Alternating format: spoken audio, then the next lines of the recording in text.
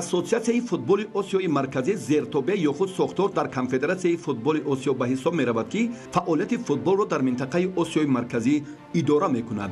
ин ниҳод аз рӯзҳои аввали фаъолияти худ шурӯъ аз соли 2015 барои рушди бемайлони футболи минтақа фароҳам овардани шароити мусоид ва баргузории мусобиқаҳои байналмилалӣ дар миёни кишварҳои тоҷикистон, афғонистон, қирғизистон, узбекистон, туркманистон ва эрон мусоидат менамояд. дар конгресси навбатии кафа ки дар шаҳри душанбе баргузор гардид, якчанд масъалаҳои муҳими фаъолияти созмон баррасӣ шуд. ба хусус рӯзномаи асосии ҷаласа интихоби президенти нави ин созмон ба ҳисоб мерафт. аз соли 2018 то ин муддат роҳбарии ассотсиатсияро ноиби президенти федератсияи футболи узбекистон Умед Аҳмадҷонов ба зимма дошт. бо дар назар дошти талошу заҳматҳои пайвастаи президенти федератсияи футболи тоҷикистон муҳтарам Рустами Эмомалӣ дар рушди футбол, мавсӯъ ҳамчун шахси арзанда миёни номзадҳо якдилона овози бештар гирифта, президенти нави ассотсиатсияи футболи осиёи марказӣ барои солҳои 2019-2023 интихоб гардид.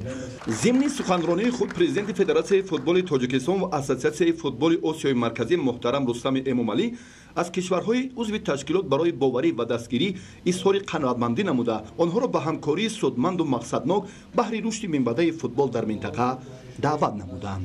бо мақсади таъмин намудани рушди босуръати футбол дар мамлакат, инчунин аз ҷониби ҳукумати ҷумҳурии Тоҷикистон ва ширкатҳои бузурги ватанию хориҷӣ ҳамаҷониба дастгирӣ ёфтани ин соҳа пешниҳод гардид, ки қароргоҳи ассотсиатсияи футболи осиёи марказӣ дар ҷумҳурии Тоҷикистон ташкил карда шавад.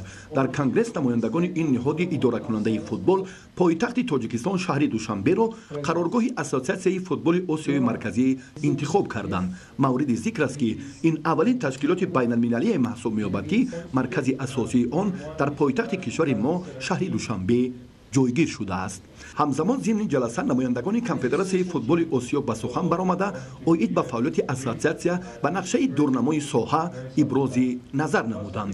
воҳид карданӣ бо итминон баён намуд, ки интихоб гардидани Рустами Эмомалӣ ба ҳайси президенти ассотсиатсия барои кишварҳои аъзо заминаҳои бештари рушди футболро ба вуҷуд меоварад.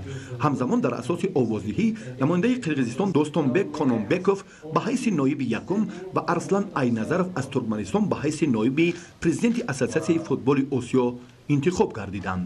дар конгресси мазкур якчанд масъалаҳои дигар мавриди назари мутахассисон қарор гирифт. ҳамчунин дар натиҷаи овоздиҳӣ Канатбек Маматов аз ҷумҳурии Қирғизистон ба ҳайси намояндаи осиёи марказӣ ва ассотсиатсияи футболи осиёи марказӣ дар кумитаи иҷроияи конфедератсияи футболи осиё интихоб гардид. тоҷикистон аз зумраи кишварҳоест ки дар он футбол бо суръати баланд рушд карда истодааст ва ин албатта бо шарофати Рустам Эмомалӣ аст.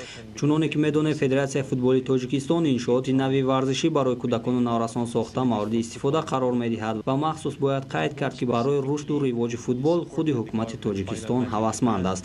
аз ин лиҳоз ба созмонҳои футболӣ онҳо имтиёзҳои зиёд медиҳанд. ин имконияти баргузор кардани чорабиниҳои байналмилалиро фароҳам меорад. Champions now, and this might happen hopefully in the future for Tajikistan.